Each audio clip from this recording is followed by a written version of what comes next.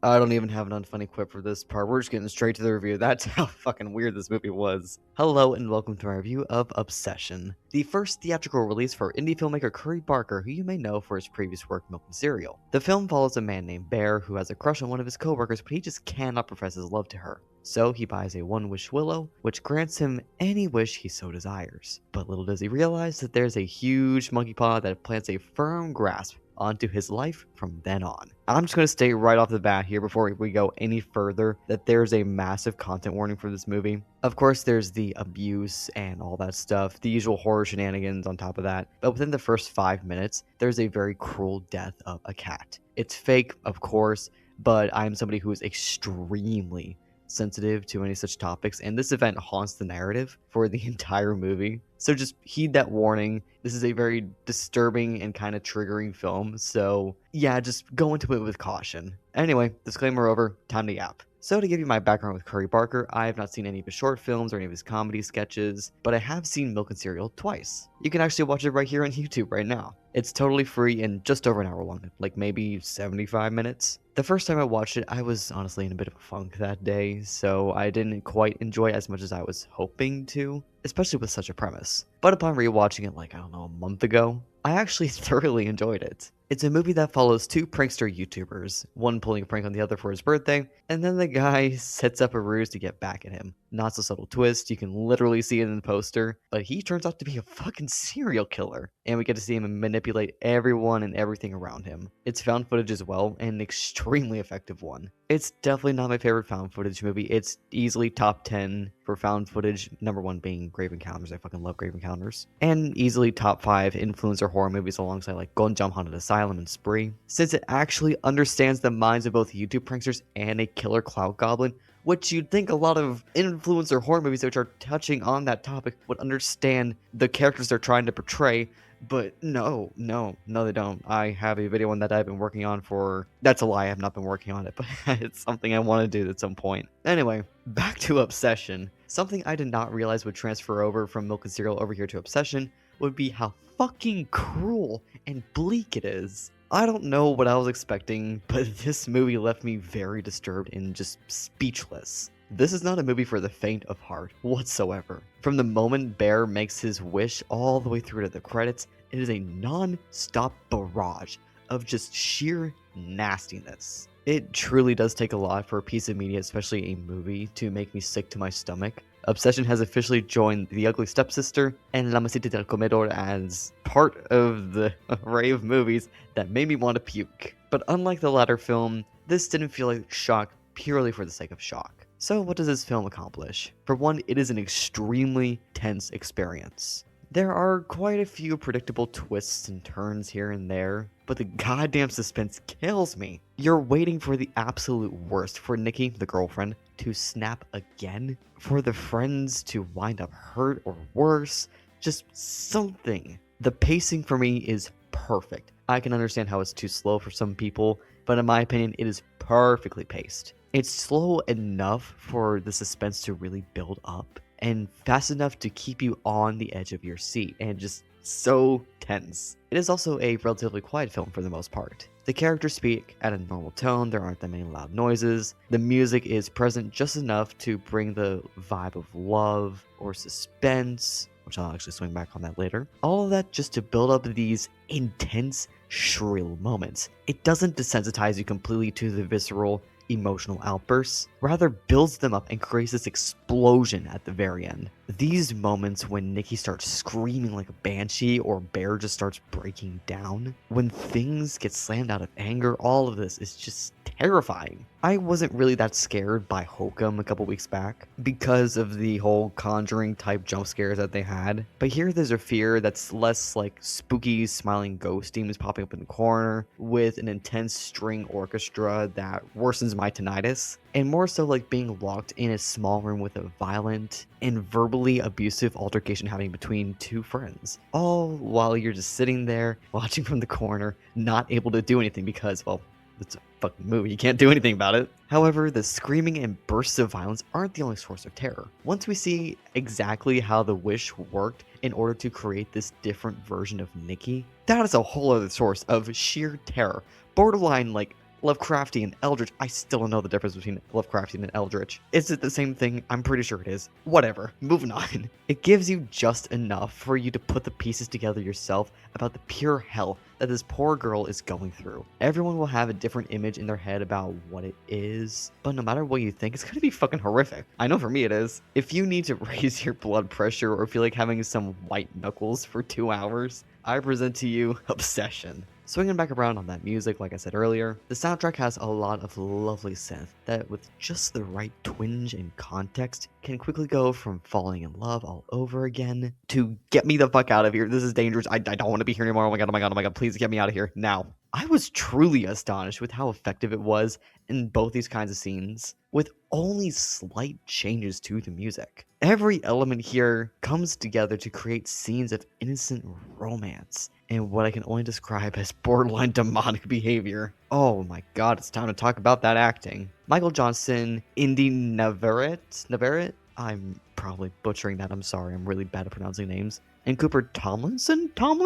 Please, can I pronounce something correctly? Who, by the way, this guy, Cooper, he was actually one of the main guys in Milk and Cereal, and he and Curry Barker are like best buds. All of them put on a damn good performance. The standout, of course, being Indy as Nikki. The way she can bounce between these personalities on a dime is incredible. Nikki seems like a marionette on strings, and somehow, through just pure words and facial expressions, Indy can convey that so fucking well. The way Indy acts out these massive breaks in character is nothing short of uncanny. I think that's the perfect word for her entire character, uncanny. None of it seems performative or over the top.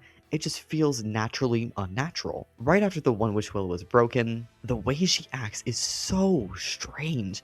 Like multiple different people or whatever are trying to take over her psyche all at once. The way she just is able to convey all of it is nothing short of incredible. And of course, the very, very, very last scene of the film that leads into the credits. Christ almighty, give this woman an award. Moving past all the technical stuff, the story here has so much to offer in terms of thematic discussions. I know I don't usually talk about the thematic discussions all that much, kind of keeping things surface level, and I mostly do that because that would require a lot of spoilers and stuff that I kind of just need to marinate in before really making my stance on things. But what I can give you for now is that we can talk about the toxic relationships, love bombing, being unable to relieve an abusive relationship out of fear or guilt, isolation, even predatory behavior, and the whole love potion trope, and what that means in terms of consent. At the start of the film, Bear's love for Nikki is something sweet, something relatable and almost kindred. It's almost like a puppy crush. We see him struggle to come to terms with his feelings and trying to find a way for him to confess. Ian Cooper Tomlinson's character is hyping him up, trying to help him in his own dude bro way. Even after he uses his switch, he's still nervous and extremely hesitant, but over time we begin to understand the situation that Nikki is in more and more, as well as remember that this is kind of against her will to be so madly in love with him. So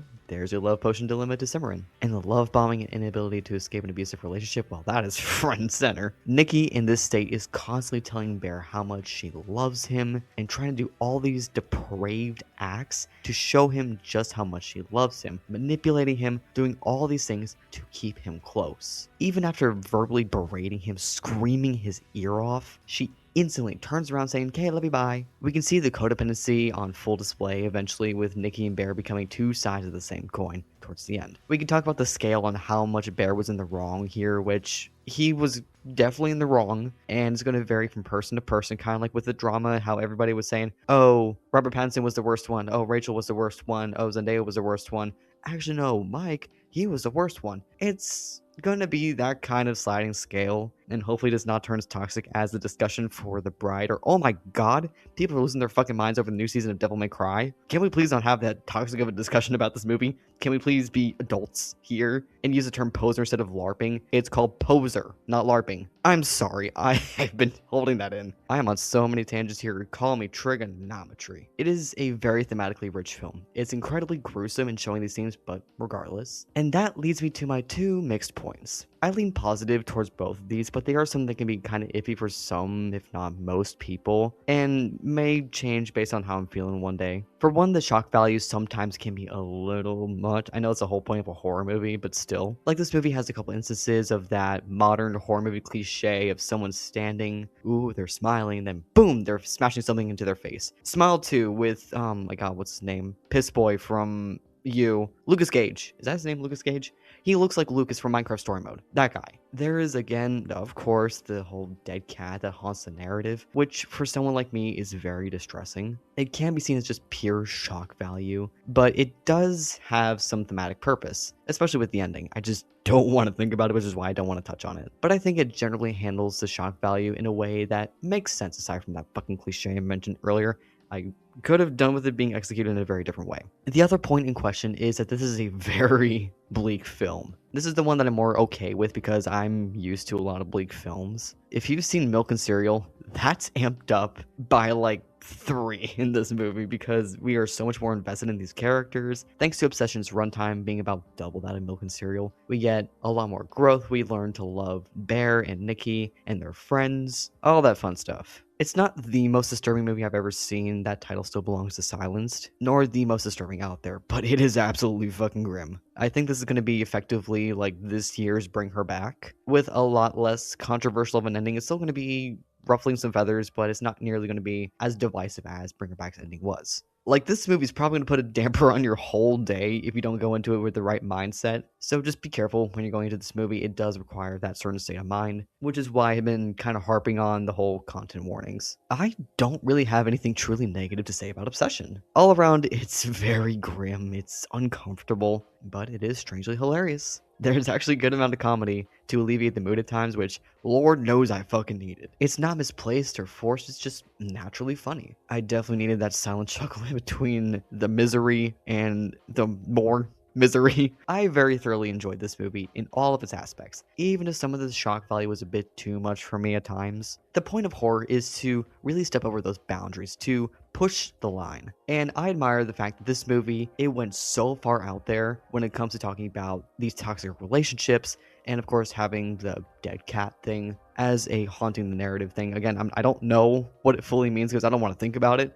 So if you want to analyze that, please, you're more than welcome to. It is a movie that pushes its boundaries, and I fully respect it for that. But it doesn't go too far, and it doesn't get like Rob Zombie edgy, so all in all, we're good. It was certainly worth the hype, and I'm really looking forward to what Curry Barker has in store for his supposed upcoming Texas Chainsaw Massacre feature. If that's not his next project, whatever else he's going to put out there, I'm going to be there opening day. Going from a comedian to creating one of the best horror movies of the year is an incredible feat, and I have full faith that whatever he does next is going to be something surely incredible. Check out Obsession if you have the stomach for it, check out Milk and Cereal here on YouTube, and maybe check out some of his short films and comedy sketches. If you've already seen Obsession, let me know what you thought about it. But for now, that's going to do it for me. Thank you so much for watching. May is about halfway done, and we still have quite a lot to see. I love Boosters, Backrooms, which is easily one of my most anticipated movies of the year, like top 3 probably. Passenger, which people keep hyping up, I don't see it from the trailers, but I'm just gonna watch it because people won't shut up about it. And I'm debating on seeing The Wizard of the Kremlin purely because I fucking love Paul Dano. I'm gonna skip on Mandalorian and Grogu because I'm not caught up on the Mandalorian whatsoever.